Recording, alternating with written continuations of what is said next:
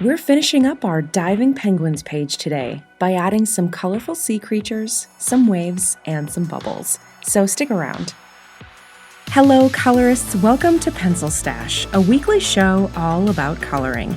If you're new to the channel, please consider subscribing to get all the new content, and be sure to hit that like button if you're enjoying my videos. Hey there everyone.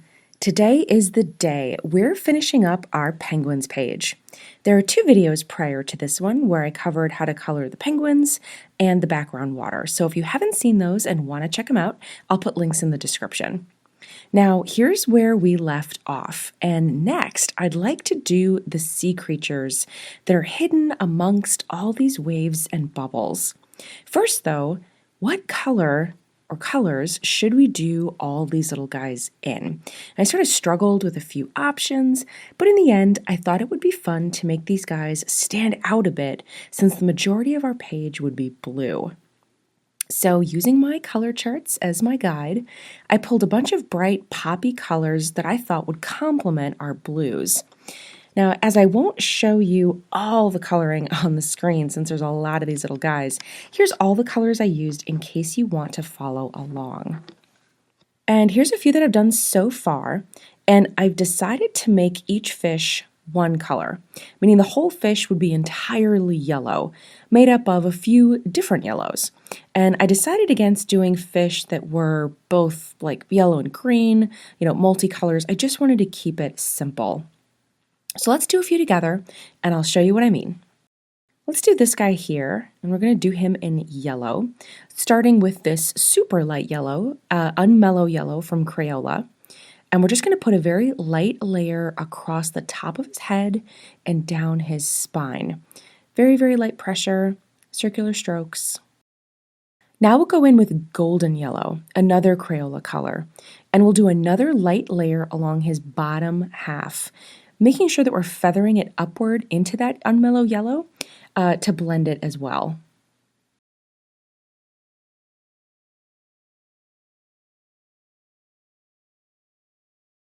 Now I'll use this yellowed orange color, which is a bit of a darker color, and I'm going to go in and I'm going to just add some accents and some shading with this color. Just use it very, very sparingly, and again, very light pressure so that it blends in nicely with the other colors we put down.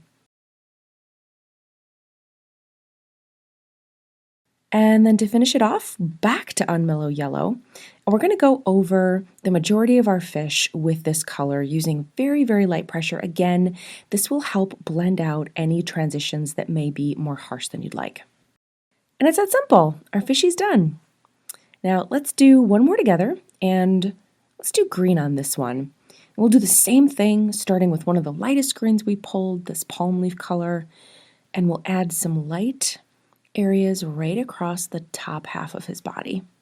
Then go in with spring green across the bottom half. Again, very light pressure to keep these two colors very harmonious.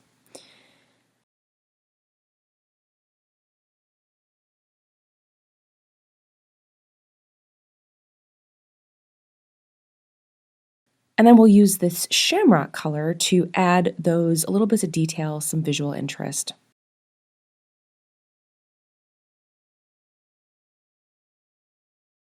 Then back to palm leaf to blend it all out.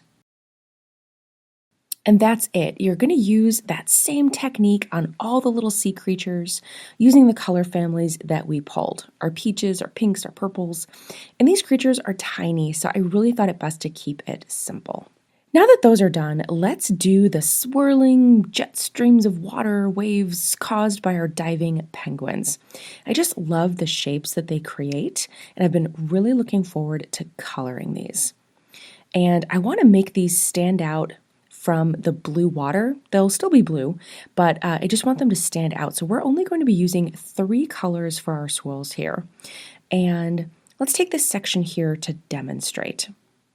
We're going to start with Prismacolor's Sky Blue Light, and I'm going to use this on all the areas that are flat white, meaning the areas where the artist didn't put in any texture lines for us. And again, I'm using very light pressure and circular strokes, such light pressure that a lot of this color will read as semi-white in the end, which is exactly what I'm going for. I really want that kind of sea foam, kind of white, very, very light blue effect. Now let's switch to Crayola's turquoise. And this will be our transition color, our middle color of our three. And this will bridge the light and the dark colors that I'll be using. With this one, you'll start to transition that flat white space into the textured spaces where we will be putting in the dark color. And again, very light pressure here, circular strokes.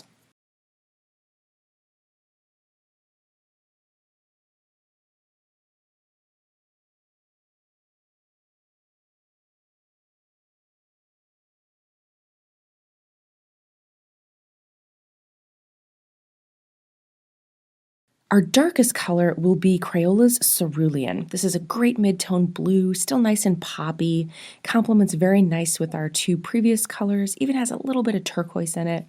And this, we're going to go in and we're going to put this only in the areas that were textured, or the ones that the artist gave us with those lines. And you can kind of use these lines as your guide for placement.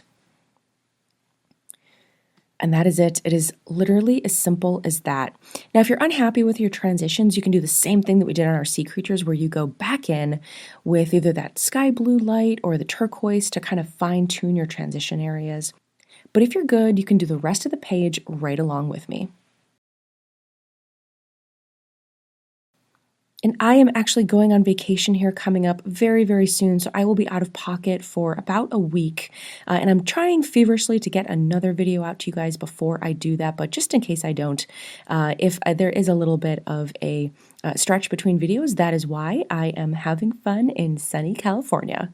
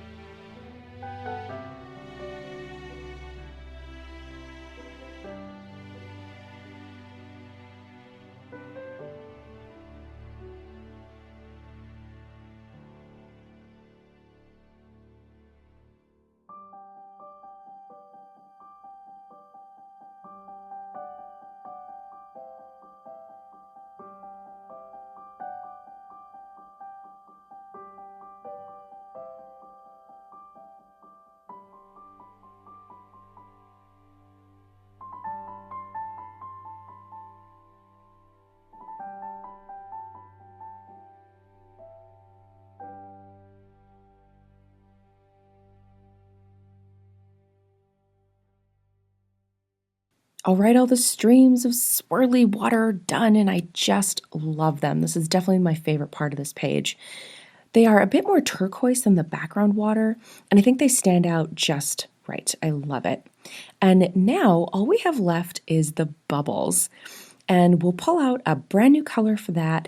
I'm going to use this blue bolt from Crayola, and all I'm going to do is go in and put a circle inside each bubble with this color, leaving a blank ring of white around the perimeter of each.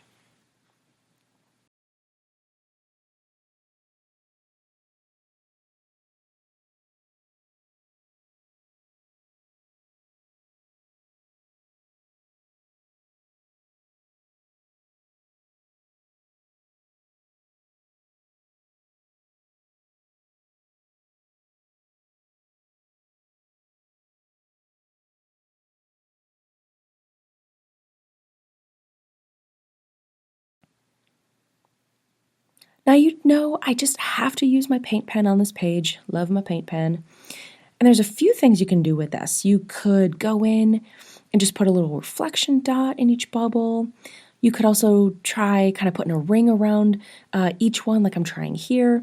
But ultimately, I've decided to cover each bubble with the paint pen entirely. And while it is nice that it's a matte paint pen, it's not 100% opaque. So when this dries, that blue dye will actually show up a bit beneath the paint, and I really like the effect that it gives. And I've got two different size paint pens, the 1.3 millimeter and the 2.5 millimeter. And I'm using both on this page just to make it a little bit easier on myself.